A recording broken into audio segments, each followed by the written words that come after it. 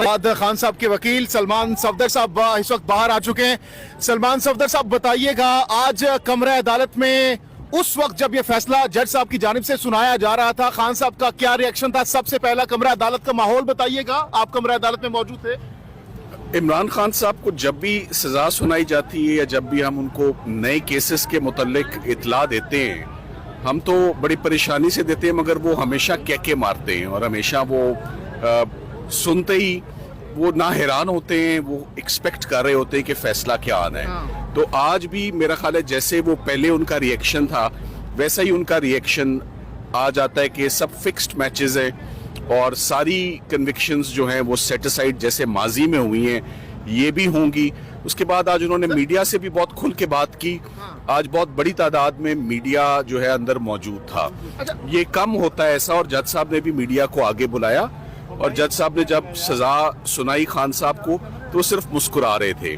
इससे पहले भी उनका यही रिएक्शन होता है, तो उतना ही साबित कदम है जितने वो पहले थे, वो वैसे ही डटे में इन केसेस के खिलाफ जैसे वो पहले डटे हुए थे। मैंने कोई उसमें फर्क नहीं देखा आज भी। कमरा अदालत का माहौल भी बताइएगा, माहौल कैसा था? क्योंकि 14 का फिगर सरकार को रास नहीं है, मुझे और इमरान खान साहब को और डिफेंस को रास है।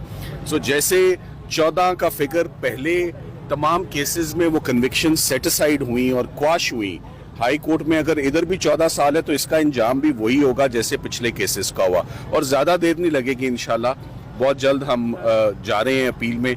आज बहुत तफसील से भी बात होगी, बड़ी कॉम्प्रिहेंसिव बात होगी, काफी दिनों से बात नहीं हुई थी। कहे लगाए जब फैसला सुनाया गया उनके खिलाफ। जी बिल्कुल, वो उनका यही रिएक्शन होता है, हर केस में ही होता है। वो हमेशा मुस्कुराते हैं और कहका मारते हैं जब उनको सजा दी जाती है। मैंने उनका हर बड़े केस में, हर ऐसी प्रोसिक्यूशन में, वो आज एक बात पर बहुत हैरान थे, इस पर हम भी बहुत हैरान थे कि बुशरा इमरान को, जिसको तमाम केसेस से वो बरी ज़िम्मा हुई और वो घर जाने में कामयाब हुई, आज उनको एक दफ़ा दोबारा जो है वो तहवील में ले लिया गया है और वो एडिंग और अबेटिंग के चार्ज पर उनको इमा का जो चार्ज होता है, जबकि सरकार ने, मैं हैरान हूँ, कोई शहादत ही पेश नहीं की। और जज साहब भी पूरे केस में बहुत मुतमईन थे। उन्होंने बार बार पूछा भी सरकार से कि बीबी की हद तक आप एविडेंस बताएं कि उन्होंने कैसे सहूलतकारी की है अल-कादिर ट्रस्ट में।